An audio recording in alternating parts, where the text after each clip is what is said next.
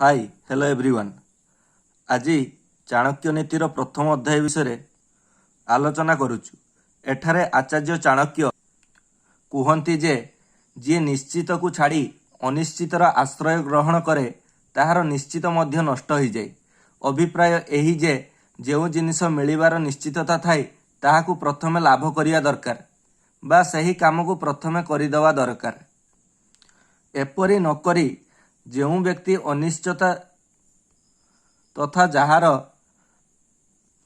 हेबा बा मिलिबार निश्चित न थाए से दिग को प्रथमे गुरुत्व प्रदान करी दौड़ी थाए ताहार निश्चित मध्य नष्ट हो जाए, अर्थात मिलिबा वस्तु मध्य हाथ छड़ा हो जाए।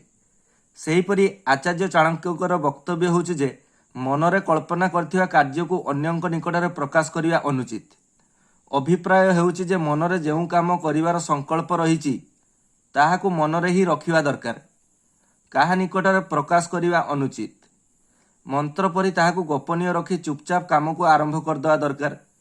जदि कार्यटी को प्रकाश करदेवा फल ताहा जदि शेष पर्यंत संपूर्ण न हो कौनसी स्थान रे अटकी जाए तेबे समस्त निकटरे सही कार्य पई लोकहसा हेबाकु पड़िबो।